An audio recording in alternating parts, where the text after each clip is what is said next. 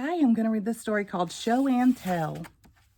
It was show and tell day at school. Everyone brought something special to show to the class during show and tell time.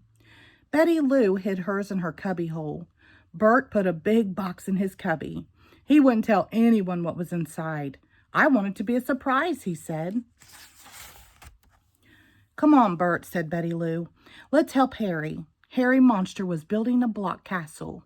Nearby, Grover was reading a book, and Ernie was making a clay animal. Soon, everyone gathered around the teacher. Psst, Betty Lou, Bert whispered. Is it show and tell time? Not yet, Bert, said Betty Lou. It's story time. Bert had trouble keeping his mind on the story the teacher read to the class. He was thinking about his show and tell surprise. After the story, everyone sat down at a table. Oh boy, Bert said.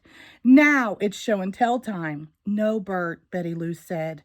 Now it's time to paint. Bert was disappointed. But Betty Lou loved to paint. She made a picture of a beautiful bird. When they were finished, they washed their hands and put their paints away. Bert cleaned up faster than anyone else. At last, everyone was ready for show and tell. Bert could hardly wait for his turn. Cookie Monster was first. He had brought his cookie cutter collection. He had large cookie cutters and small cookie cutters. He had square cookie cutters and round cookie cutters. He had gingerbread man, Santa Claus, and Easter Bunny cookie cutters. Rodeo Rosie showed the class the lariat that her cousin Dwayne had bought her from Oklahoma. She could rope almost anything with that lariat. Josie showed the class her new roller skates and skated in a figure 8. Ernie paraded around the classroom to a marching beat that he played on his drum. Grover and Prairie Dawn had made a tin can telephone from cans and string. Prairie Dawn held the tin can to her ear, and Grover spoke into the other end. Hi, Prairie Dawn, he said into the can. It is I, lovable, furry old Grover. I can hear you, Grover, answered Prairie Dawn. Farley showed everyone the rubber band airplane he had made. The airplane flew from one end of the room to the other. Harry Monster had brought his dancing shoes for show and tell. He demonstrated a leap that he had learned in dancing class. Jamie went to his cubbyhole to get what he had brought. It was a large pumpkin that he had helped his mother to grow. At last, it was Bert's turn.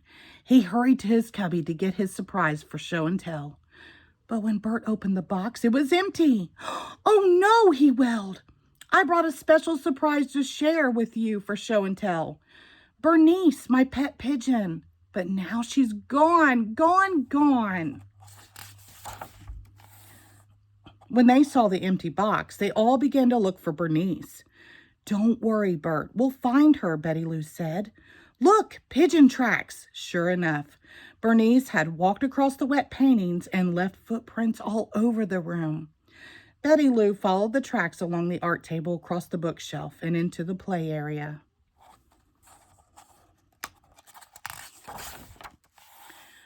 Shh, said Betty Lou. I think I know where Bernice is. She crept up to Harry's block castle, lifted up a block from the roof, and out flew Bernice.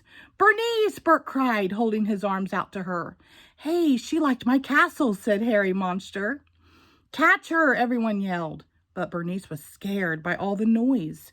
She flew all around the room and no one could catch her.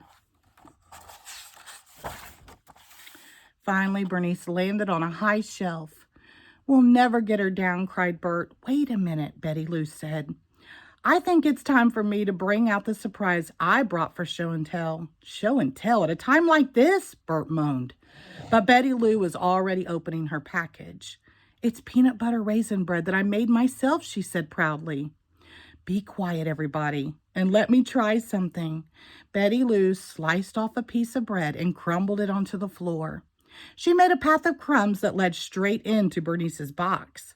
Bernice saw the crumbs. She looked at them for what seemed like a very long time. Finally, she hopped down from the shelf and started eating. Following the trail of crumbs, she ate and ate until she ate her way right back to her box. Bernice, sighed Bert as he scooped her up. Your peanut butter raisin bread really did the trick, Betty Lou. How about a piece for you, Bert? Asked Betty Lou.